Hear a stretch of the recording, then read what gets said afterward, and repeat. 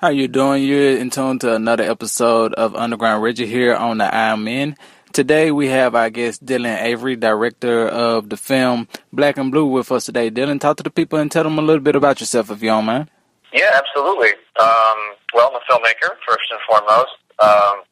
Grew up in upstate New York, born in Washington, D.C., spent a little time there again before moving out to California, and I've been out in California since 2008. Mm-hmm. I made my first film was a bit of a success. Vanity Fair called it the first internet blockbuster. That was back in 2005. I've made a bunch of films since then. I've been involved in several, both directly and indirectly. So, I'm just a documentary filmmaker out there doing his thing. Okay, so the documentary that we're here to speak about today is Black and Blue. Can you tell the people a little bit what inspired you to come up with the film? Yeah, absolutely. The genesis of the project was before Ferguson and Baltimore and all that. So we're talking like 2012, 2013. There were a couple factors that played into it. One of which was, growing up in upstate New York and then moving to L.A., I saw a big difference between the police officers back home, what I was used to with my concept of police, and what I saw living in Los Angeles and having a couple questionable run-ins with the deputy sheriffs myself when I wasn't doing anything wrong. Definitely led me to question what exactly it was that was going on, and really it kind of catalyzed along with a lot of articles that started to pop up. I think one of the more profile ones was where it was something that happened at Denny's. This is years ago now, but I remember even posting it on Facebook and saying, it seems like police brutality has really become a serious problem. And, I was aware of Oscar Grant when it happened, and that was, a really big deal at the time. But, after Oscar Grant, a lot of the high-profile shootings, it kind of slowed down a little bit. Mm-hmm. We had Trayvon Martin in 2013, and that was, again, another catalyst towards making the film. But, I felt like it was coming back into the news, and, I felt that there was this resurgence of police brutality-related articles and headlines and news pieces, what have you.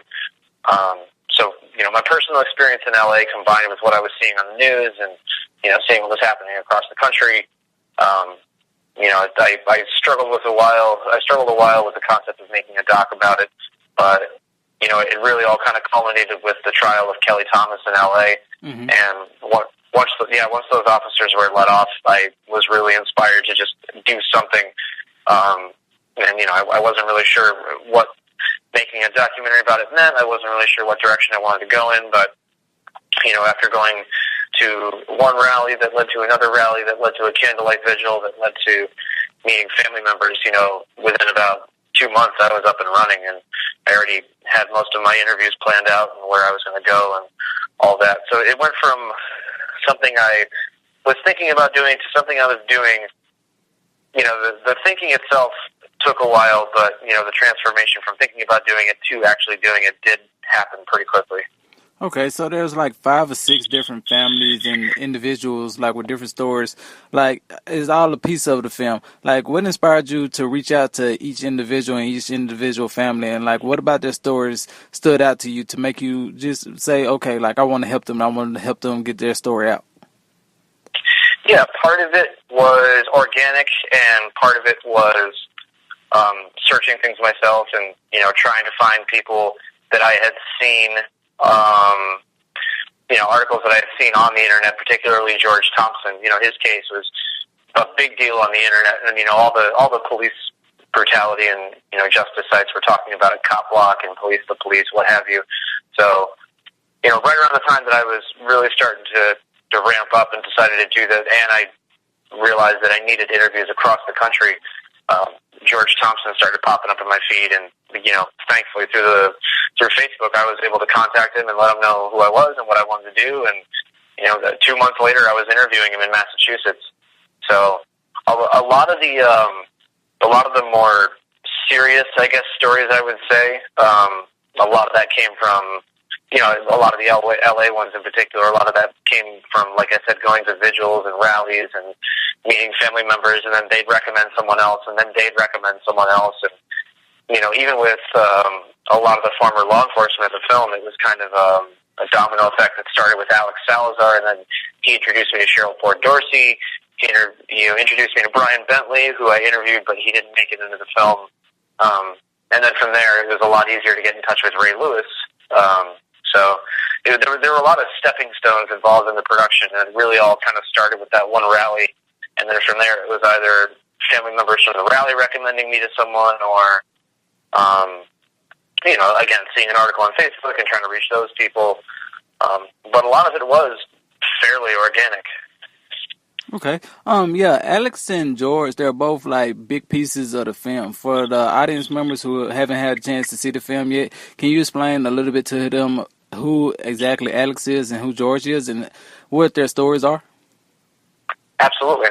So Alex Salazar is a former LAPD officer that's featured in the film. He was only on the force 2 years before he had a pretty violent run-in with some people while he was trying to help an old lady. And,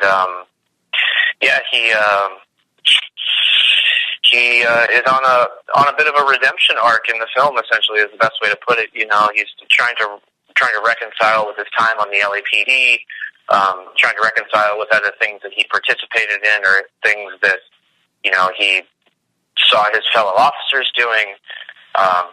So he's really, I would hate to say that he's a protagonist because a lot of people feature heavily in the film, but in terms of someone that, I follow and really kind of has an arc and something that they're trying to personally achieve, he's definitely one of the prime people in the film, in terms of like following him from like a start to a finish. And of course I can only cover so much of this part of it. I mean, there's a lot about what led up to Alex, getting involved in activism and a lot of things that he did. Like he even went to Selma for the anniversary march, and that's another thing that I didn't get to cover in the film. But Alex was great. He was a very valuable addition to the film because, in the very early onset of this process, the one thing that I knew that I needed was former law enforcement officers. I needed to be able to see what was going on, Mm-hmm. See what was going on, I guess behind the badge is the best way to put it. And when I couldn't get in touch with current law enforcement, that's when I started reaching out to, well, I didn't reach out, but, I found myself in touch with former, and that seemed to work in its own regard as well. So Alex, again, he's a very valuable piece of the law enforcement side of things that is portrayed in the film. And then the other character that I mentioned that you asked about is George Thompson. Mm-hmm. And, this is a guy who, again, there's a wide array of kinds of stories in the film because I didn't want to just talk about one aspect. Like I didn't want to spend an hour and 45 minutes talking about shootings, right. apart from it being very overwhelming for, the audience members, it would be overwhelming for myself as well. So I wanted to kind of temper things and balance them out a little bit with some more lighthearted stuff.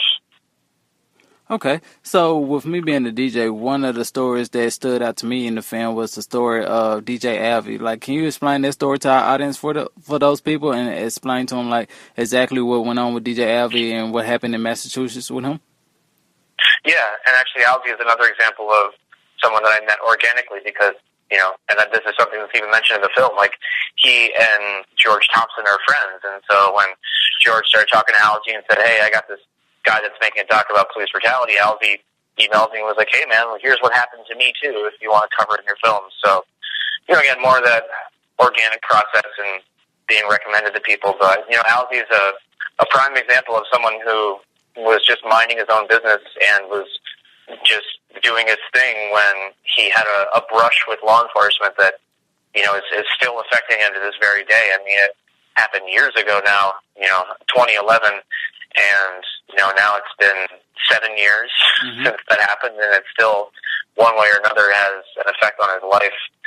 So, Alzy, he was DJing at a place called the Steakhouse off Cape Cod, Massachusetts, and there no longer is, but for a long time, for decades, there was this annual law enforcement conference that happened in, Hyannis, Massachusetts is usually where it would happen, but it's usually on the Cape, and they bring in all of these DEA agents and high-profile and even low-profile law enforcement agents from, all up and down the eastern seaboard to basically come together and attend a bunch of seminars. And I mean, it's basically it's like a work vacation for them, and things can get a little out of control. A lot of these guys are away from their wives, they're away from their families.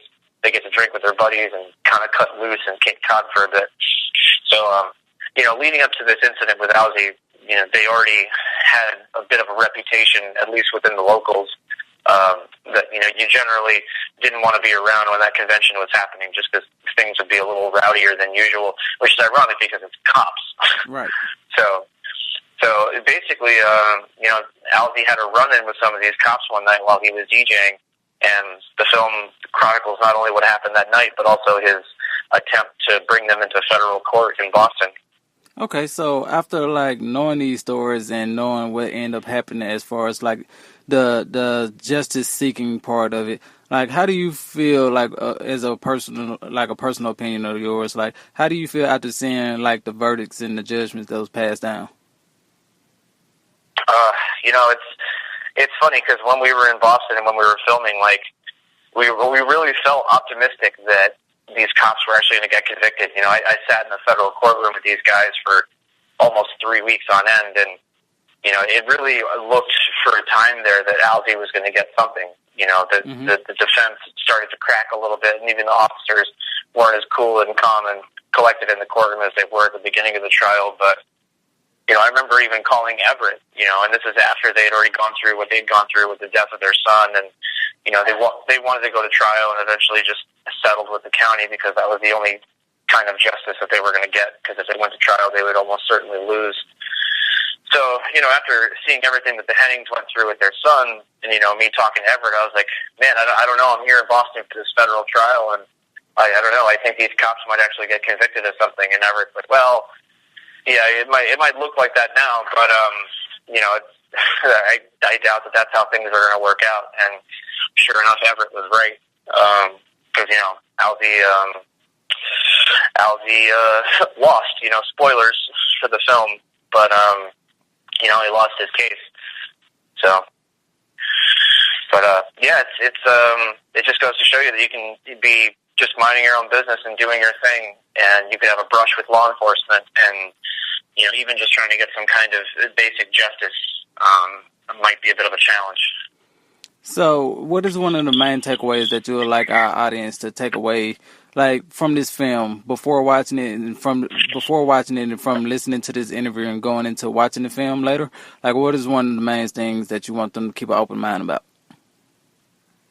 Well, it's tough because I guess it depends on what they think going into the film. And I mean, if you already agree that police brutality is a problem and that something needs to be done about it, I don't want to say you're not going to learn anything, because you definitely get some additional insights in this film apart from just police brutality is bad. But, I hope that, one person that just recently watched the film, I think it was, Ain't It Cool News, when I was talking to the guy there, he mentioned that he really, watching the film at the end, it made him feel like he just wanted to do more for his community. He wanted to just do more in general. He wanted to either do more for his community or people he knew. It left him with a feeling of, social responsibility, which is great. That's fantastic. So, a response like that, I'm more than happy with. If people are just moved by the film in any way, again, one of my goals and also one of my struggles with this was, trying to balance these kind of low profile or not as high profile stories with, the stories everyone heard of Michael Brown and Freddie Gray and everything that happened between 2014 and 2015. So balancing the film between those high-profile cases everyone heard of and these not-so-high-profile cases, I hope that also people understand that police brutality is very much racially motivated, but also, Bobby Henning, a white kid driving to Oklahoma to see his daughter, he wasn't safe from rogue police officers either. So that was another tricky balance because, again, that, as I said, race, I think, plays a big part in what's wrong with our law enforcement system today, but our law enforcement system is so corrupt and so, I guess just corrupt, I guess is the only way to say it. Like, things are just so backwards with law enforcement that really nobody is safe. You know, between Alfie, who's DJing and minding his own business, or Bobby Henning, who's, you know, minding his own business and trying to get to his daughter and having a freak out in the middle of the street and just needs some medical attention and instead gets killed. Mm-hmm. So, you know, I guess that's the takeaway, is that nobody is really safe from police brutality. And, you know, my hope is to both shed a little further insight onto the racial aspect of law enforcement and also to shed a little light on how the system works in general, because it's the system that has been set up which always leads to the same results. You know, whether it's a black kid or a white kid, neither family is probably going to get justice because of the way the unions are set up, the way the laws are set up, the way lawyers can argue, well, you know, the law says that if this happened, then the officer is allowed to respond this way, and, you know, they unfortunately have a pretty clear-cut case, because if that's what the law says, then the juries have to follow the law. So if the law says that if an officer just needs to say that they're afraid for their life, and that's literally all it takes to justify a shooting, then the jury's hands are tied, because according to the law, the officer was justified. So even if the jurors think the officer wasn't justified, according to the law, he was justified because he said those magic words, "I was afraid for my life." So I think things like that are things that need to change before we're going to see any kind of real positive movements forward. Okay. Dylan, I appreciate you taking the time out to speak with me today. In closing, can you let our audience members know where they can actually watch the film at and where they can follow you at on your social media platforms? Totally. The film's exclusive on Amazon right now, US and UK. They're going to do a wider rollout to iTunes and the other platforms, and then I think they're doing DVDs with a possible Redbox in like January, February. So for now, you can watch it on Amazon. You can either rent it or buy it. If you do either, I really appreciate you watching it. You know, me, I have my official website. I've got my Facebook that I post on, and my website is like an aggregator of all my social media and all that. So you can either just go to my site, you can follow me on Facebook. I have a Twitter I use occasionally too. And, yeah, I'm happy that Black and Blue is finally out, and I'm finally able to talk about it, you know, because it was finished about a year or so ago, and then distributor was trying to make a theatrical happen, and he couldn't, so it's just finally out, and I got all these other things that are going on, so I'm just happy that I'm allowed to talk about Black and Blue now. Not allowed to, but, you know, press is finally happening. Right, and we appreciate you doing the work, man, and we appreciate you putting together a good film and getting these stories out and getting these stories told. And thank you once again for doing the interview with us today. Man, it was another episode of Underground Reggie. This was Dylan Avery. And when you get a chance, man, go see Black and Blue. Thank you, man. All right, thank you.